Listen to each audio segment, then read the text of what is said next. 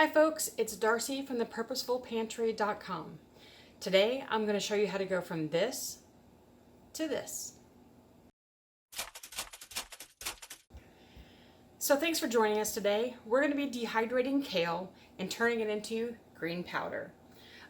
Green powder is a really versatile tool that I use in my kitchen. We add it to anything that we cook, as far as meatloaves and casseroles, eggs. I can add it to smoothies. I can sprinkle it across the top of salad. Basically what it's giving me is the ability to have greens in our diet when we don't normally eat greens at all.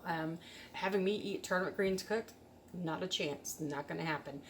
But I did find that while I love spinach, I don't really like cooked spinach very much. And I would buy a ton of spinach and then have it go bad before I could use it all. One day I figured out that you could actually dehydrate it and make it into this powder that I can use then on anything that I cook. A caveat to doing this is that if you're going to make kale chips or any other kind of green chips that you would dehydrate, convention says that you should probably steam it first and wilt it before you dehydrate it. It allows you to break down those phthalates that are inside of your greens to make them more readily absorbable to your body. The reason I'm not doing that today is that because this green powder is going to go into a dish that is cooked already, so I don't feel the need to go and steam it ahead of time to break down that plant. What I'm going to show you is I purchase produce on clearance at our local grocery store.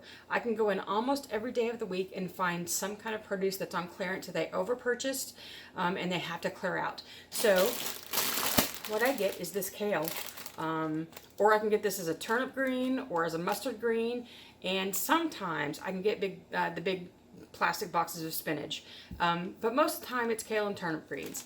So what I do is I grab as many of these as I can fit into my refrigerator and that I think that I can get dehydrated within a day or two, because this can go bad really fast if it's really close to its best used by date, which is a little bit better than the best by date. So what I'm going to do is walk you through my process of dehydrating kale. The steps are really simple. It's basically to wash your kale, to dry your kale, to put it in your dehydrator and let it go. At that point, you can keep your dehydrated kale just like it is and use it to throw in soups and stews and whatever you might want to use. But for me, I don't have that kind of space in my pantry. I would rather break it down even further into my green powder so that I can use it on a multitude of things and save a ton of space. So let's get started. Okay, to get it started, we're going to have a sink full of warm water. I want warm water because I want it to help break down whatever gunk may be still floating on any of the leaves. While your bag may say pre-washed and ready to use, I still try to wash my greens first. I don't trust that they're actually that clean. There have been too many incidents of salmonella contamination, E. coli contamination in our greens and in our produce that have been recalled. So I do this just to make myself feel like I've done a better job at keeping my food clean. You may decide to go ahead and add a little bit of dish soap to yours. I choose not to. So this is all I use. I use vinegar and water. I use probably 2 parts of water to 1 part of vinegar. I just put a good glop in there to make sure there's plenty there. Then I just start adding my greens. Just like this. Each of these bags is about 16 cups worth of greens. I'll have a better breakdown of how much that will give you in dehydrated powder at the end. But what I do is I allow these greens to sit in my warm water solution and just soak. Every once in a while I'll walk over here and kind of give them a good wring, because kale is a really hardy green. I don't worry so much about being very gentle with it the way I would spinach or any other kind of produce like that. Kale can take a bit of beating, and so can other like mustard and turnip greens. So I make sure that I give these a really good wash, because I just want to make sure that I'm getting in all these little nooks and crannies inside the leaves to make sure they're clean. So while these soak, I will actually start picking through and taking out a larger stem like this. The stems and veins can be really thick and hard to powder at the end depending on your machine. I happen to have a Ninja and it doesn't always do the best job of getting these really tough, fibrous stems ground down, even after a couple of tries. I'll go through and I'll blend these. I will strain them. I will blend them again, trying to get these this really thick stems down. So what I do instead is I compost these. I know they have a great ton of nutrition in them. Some people will freeze them and put them into their soups or stews or however they're going to use it. Some people will actually just go ahead and dehydrate them and leave them whole like this. We just choose to go ahead and take these and compost them. The other thing I'm looking for while I do this are any leaves that have been bruised or are looking like they might be going bad. I don't want those. And see, that's a stem and a vein that are really, really tough, and I don't want those in there. What was I saying? Oh, about getting out the bruised and any leaf that may be going bad. When you're going to dehydrate, you really want the best produce that you can get on your dehydrating trays, so that you're not taking a risk of anything happening to your produce after the fact.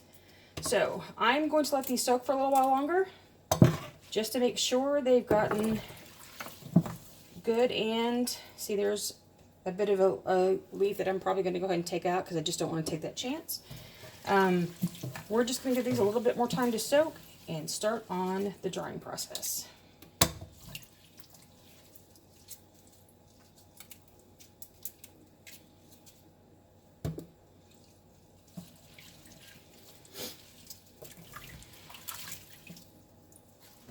Alright, the next thing I'm going to do is take a towel. Now normally I might just use a tea towel, but I have this special towel I use just for dehydrating, trying to get produce ready for the dehydrator. And this particular towel is really great for really heavy things like this that contain a lot of water once you pull them out of the drain, out of the sink. I'm going to replace my stopper with my strainer. It's clean and ready to go. I do not want, oh, sorry about the sound.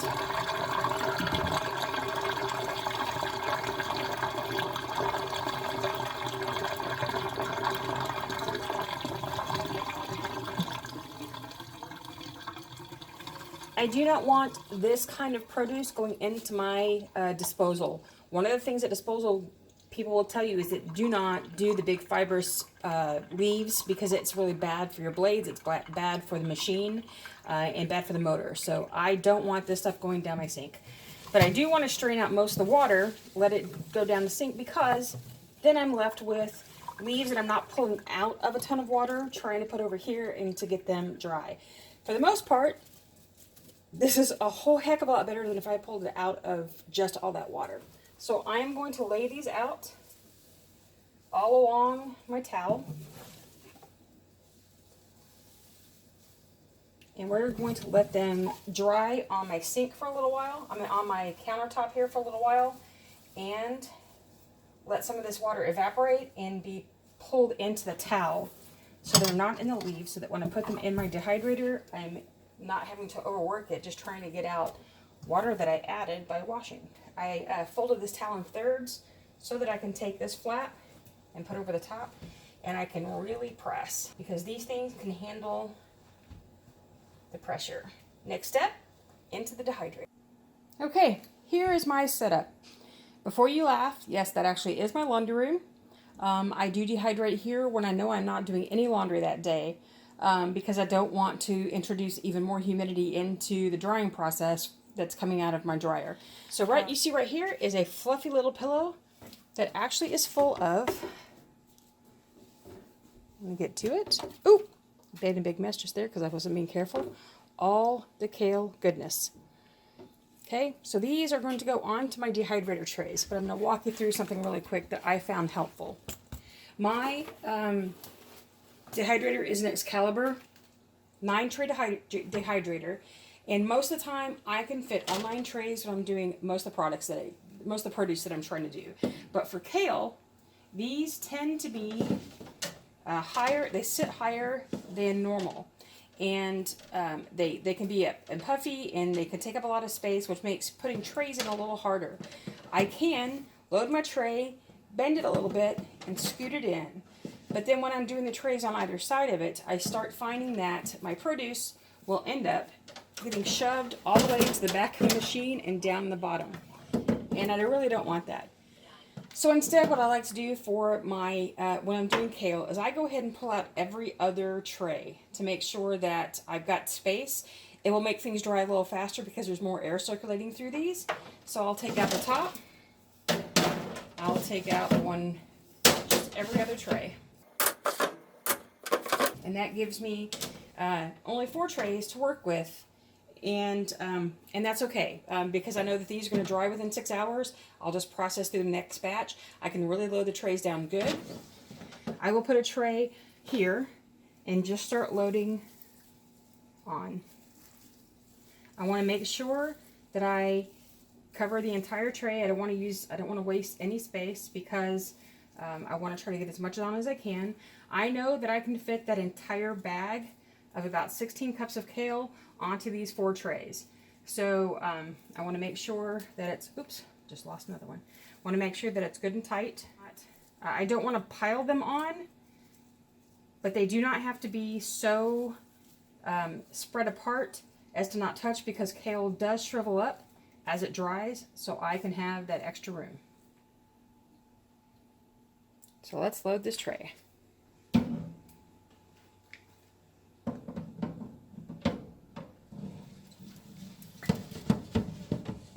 What I can do is, if I get a little spillage or things shift, I can just go through and double check to make sure I'm not overstuffed or have empty spots in my tray. Okay, now that I've gotten all my trays ready, I'm going to get them ready to go in. Put my door on. And set it ready to go. I set my dehydrator for greens at just about 100 degrees. The hardier greens I do. If I was going to do lighter greens, I keep it down at 95 because I want to make sure that I am not cooking my greens, but I am drying them. I don't want to cook out any of the nutrients that are available. But for these hardier ones, I do kick it up just a little bit because it helps the drying process. And now, in about 6 hours, they should be ready to go. Sorry about the lighting. We're having storms moving in, and I'm trying to get as much light into the areas I can. On top of the fact that I'm having to refilm this last little bit. So here's what happened. I did all of my dehydrating, all of my grinding, all of my storing, went to go edit the video and found out I had no bit of video that showed you what kale should look like when it was done, nor the actual grinding process when I used my coffee grinder. So what I'm trying to do is recreate what happened the other day so that I can just integrate it into the video. So what you're seeing now is what kale should look like when it's all done. You have crisp, shattery kale leaves. What you also have are stems that may or may not be ready. Do you see how bendy that is? That stem is nowhere near ready to be dehydrated or ground. So what happened in what you're going to see in the forward little bit, or what you just saw on the, what you're going to see in the forward little bit here is a photo of what the grinder looked like when I try to go ahead and grind out the stems and the leaves. And you're going to see what looks like kind of a mushy mess. And it was because while my leaves were really, really crisp, the stems weren't. They were a little drier than this one is, but they just weren't quite ready. And then I'll explain in the process after that I ended up tossing the leaves from the grinder just because they weren't, the stems from the grinder because they just weren't ready. But that happens sometimes. Every once in a while, you'll get a batch that just doesn't dehydrate like you thought it was going to because of the humidity of the day, like today, or a batch of fruit just isn't as ripe as you want it, or it's mixed and things don't quite dehydrate at the same rate. Just roll with the punches, use what you can, put the rest back in the dehydrator if you need to, and try again. Alright, now it's time for a little grinding. What you'll notice is that I've got my Ninja set up on the counter here ready to go, and I do set it on some towels to help absorb some of the sound because these things can be really loud. And I also will put on earmuffs, the ones that we use to mow the yard or to make sure that I'm protecting my ears, because these things can get really loud. So I'm just adjusting that up to get you where you can see as I go through this process. Okay, so what I have is this bowl of greens that are ready to go. What I'm going to do is I take off my lid from my blender. I'm going to insert this plastic cutting board. This is something that I get from the Dollar Tree that I use to line my pantry shelves, or I'll put it on my bamboo cutting board if I'm doing things that will stain it, like fruits like blueberries or blackberries. I don't want to get that board stain, so I may lay this on top to help protect it. But I'm going to put this inside and kind of form a cone here to help as I put things in, not to make the huge mess all over my kitchen. So as we get this loaded, you can tell, you can hear that crinkle. These things are ready. This is approximately 16 cups worth of fresh kale, dehydrated down to the point that if I stuff a little bit, I can get that whole bag into my blender.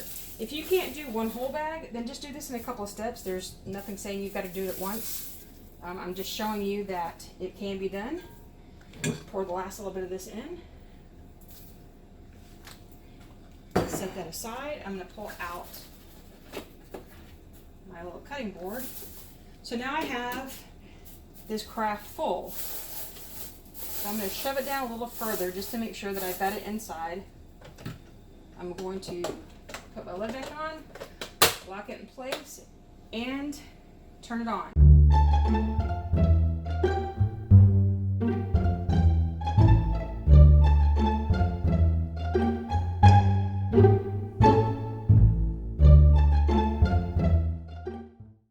So what you've got now is a concentrated green powder that will be awesome. And I use about 1 tablespoon to 2 tablespoons for any kind of meal that I'm putting it in, or if I'm putting it in a big casserole, I'll actually put more.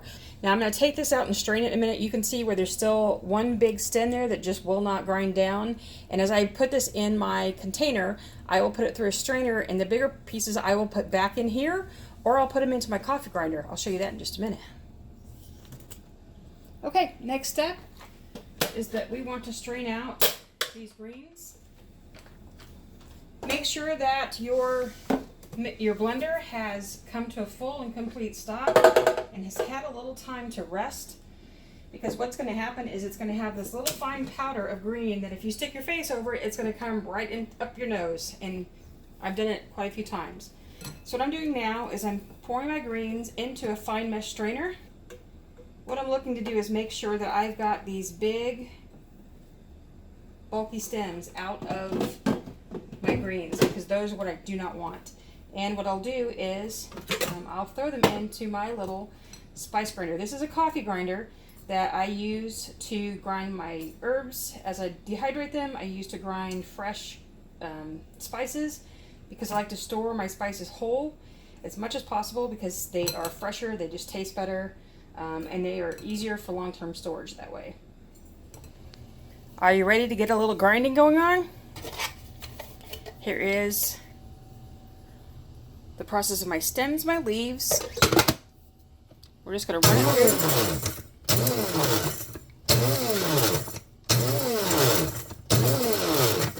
Okay, this is what an oopsie looks like. Even the most experienced dehydrators will sometimes run into an issue.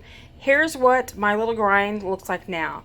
You can see how some of those stems look shredded instead of actually fully ground. That's a problem.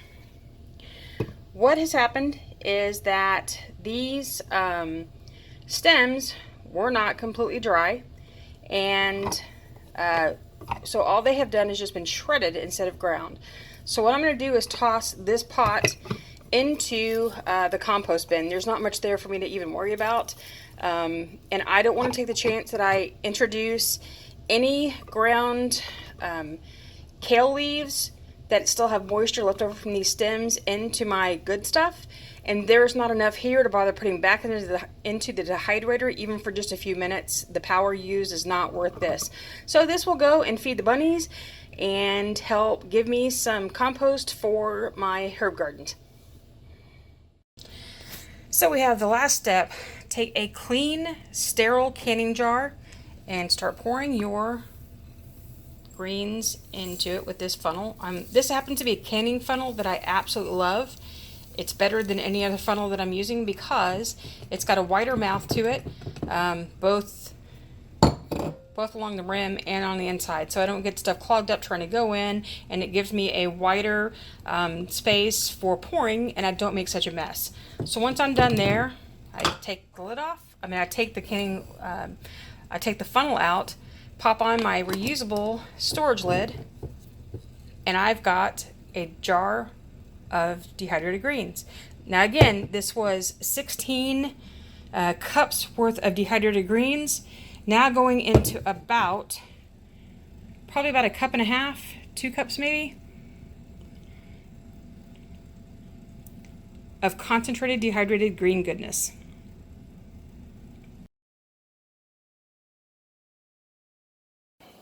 Wow, what a project day that turned out to be. Lots of kale, lots of dehydrating, lots of projects, and lots of rain, which made the kale go just a little bit slower. There was an oops along the way, and now we're all done. Thanks again for stopping by my channel. I do appreciate that you took a little bit of your time to stop by to spend some time with me. In case you didn't see it, how do you like my shirt? You want one? A girl can hook you up. I'll have a link down below. Again, thanks for stopping by. If you liked the video today, give us a big thumbs up. Subscribe below to get more videos just like this. And thanks again. See you later.